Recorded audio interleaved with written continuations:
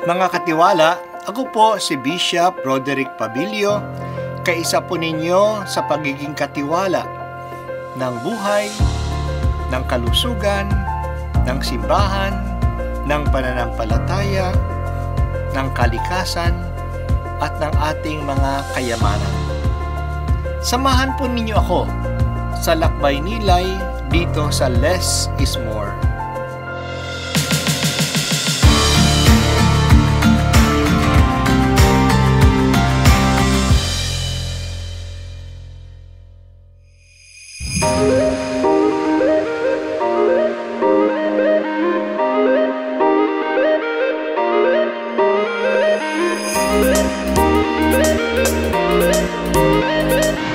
Dito kami ngayon sa Puntalan ng Taytay. Papunta kami ng Kasyan. Ang Kasyan ay isang barangay ng Taytay kung saan mayroon kaming parokya. At doon po ay magkakaroon ng installation ng bagong parish priest. Yan po yung pinamamahalaan ng mga OAR, the Order of Saint Augustine. Kaya pupunta kami ngayon doon. Siguro mga 2 oras din ang biyahe ng bangka. Pero mas medyo maganda yung panahon. Yan yung problema na kumisan. Kapag masama yung panahon, mahirap puntahan.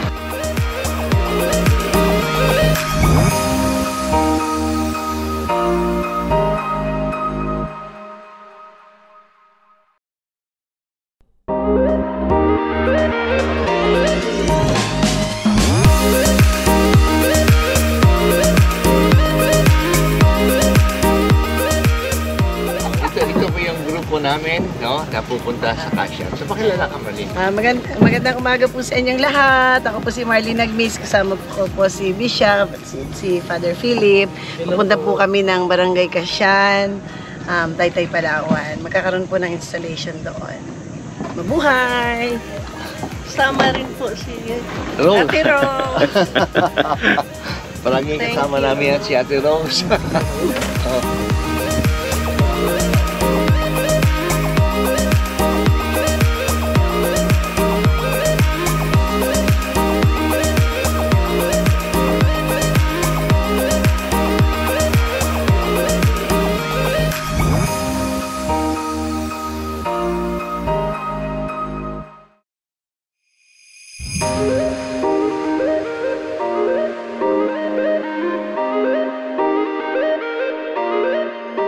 At ito Kasyan po yung binubuo ng maraming mga chapels, island parishes, island chapels. Kaya yan din yung malaking challenge sa mga OAR na mula sa parokya ay kailangan nilang tumawid ng dagat para mapuntahan at bisita yung mga chapels. So mayroon po silang isang community doon na may 4 na pare, no? 2 pare ay assigned doon sa Kasyan at 2 pare assigned sa Sandoval, no? Isang mission station na bago lang ginawa, no? Para magkaroon sila ng places sa mainland, no? Yan po yung Sandoval ay mainland naman.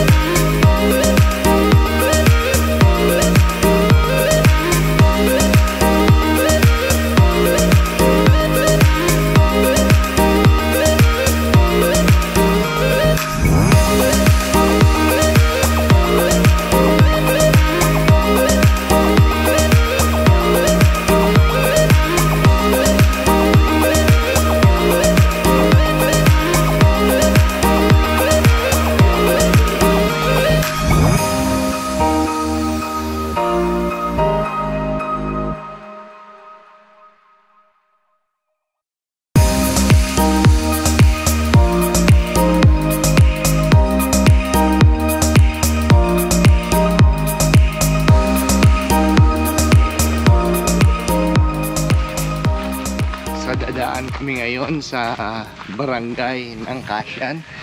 Ito po ay isang natutulog na baryo. Kapag ordinary yung mga araw, makikita nyo tahimik na tahimik, walang tao sa daan. So, ang mga estudyante ay nasa school. So, ito po yung community dito sa Kasyan. Sabagay, ito ay binuburi ng marami iba pa mga communities na maliliit na galing naman sa ibang mga isla. Kaya, ito po yung main barangay na Kasyan.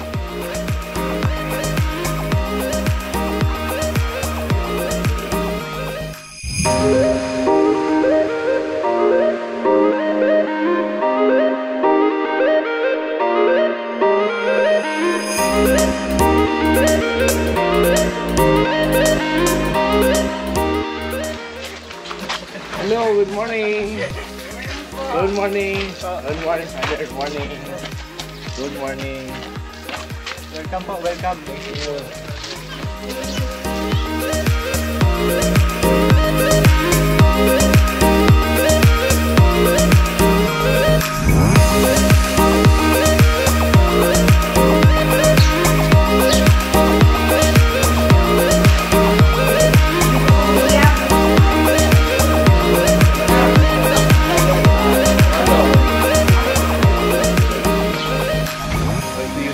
Edition Balete 3.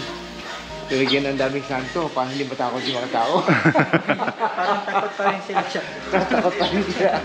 Nilagyan ng napakalaking puno kasi yung balite. Kaya dami yung mga santo.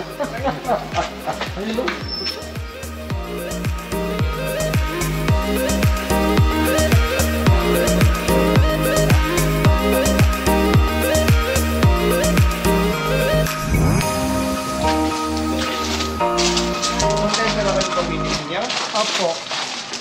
Ako recollectors ni Kasyan. Ako dalawa ni Father Banoy. Ako recollectors ni San Barbary.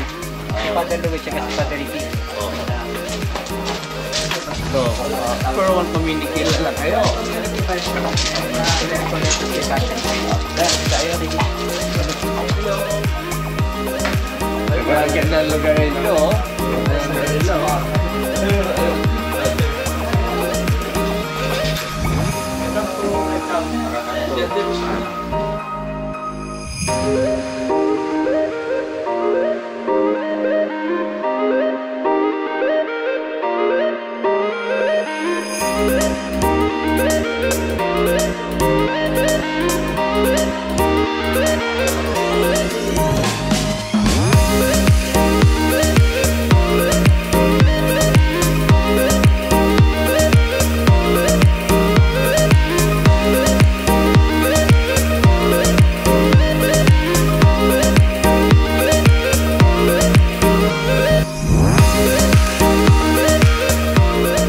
Simulan na natin ating banal na pagdiriwang.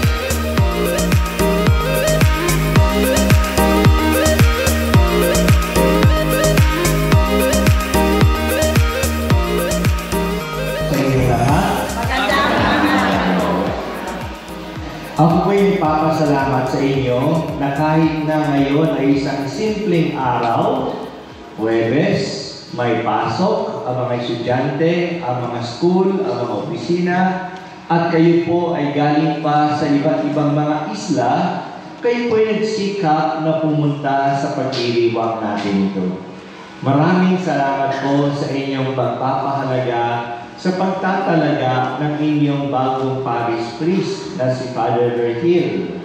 Totoo, matagal na siyang naglingkod dito sa inyo, halos aabot na ng 1 taon.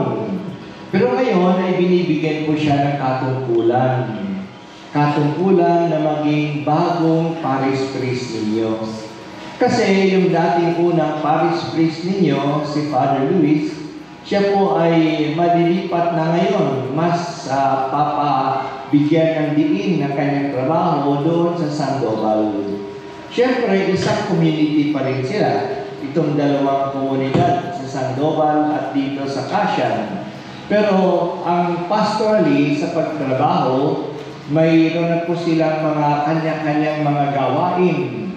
Kaya dahil dito, si Father Virgil na ang mamamahala dito sa inyong parokya sa Casian at doon sa Mission Center sa Sandoval ay si Father Louis at ang kanyang kasama ni si Father Richie. Kaya maraming salamat po sa inyong pagpapahalaga dito.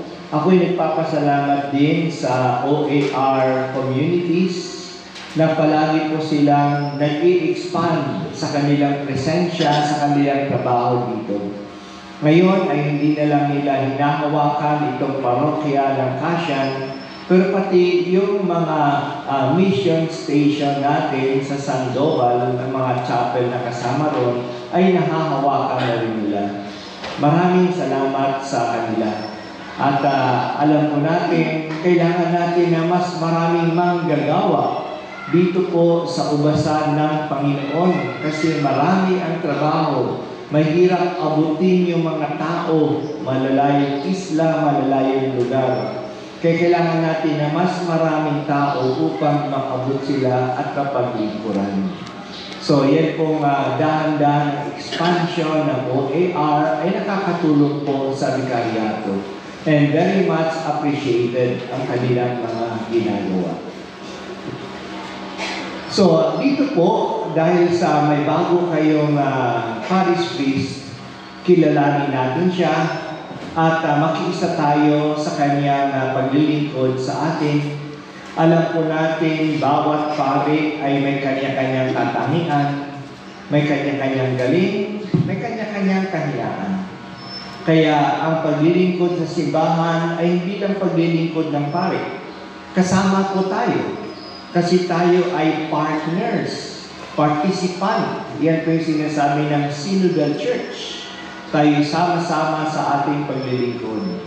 Kaya samahan din natin ang bagong parish priest natin, kilalanin natin siya, at hayaan natin gabayan tayo ng kanyang wisdom, ng kanyang karanasan, at ng kanyang pag-ibig sa Diyos upang lumago ang ating pananampalataya. Kaya makiisa tayo sa Kanya at huwag din kayong mag-atubili na magbigay ng inyong mga suggestions. Siyempre, batang pari pa siya at bago pa siya dito sa inyo, kayo'y matagal na may karanasan, kaya mag-suggest din kayo sa Kanya. Palagay ko bukas naman siyang tumanggap ng mga suggestions. Paano po mas lalong mapaigi ang ating paglilingkod sa bayan ng Diyos dito po sa inyo. Kaya ito po ay bagong hamon sa atin sa pagsasariwa ng ating paglilingkod.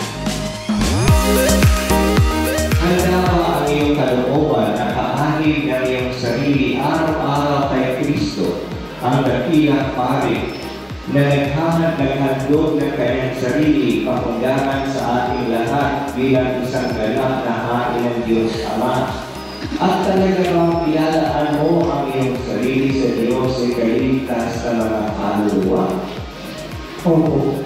Ikaw ba ay nangangako magiging magalang at masunurin sa akin at sa aking magiging kahalili?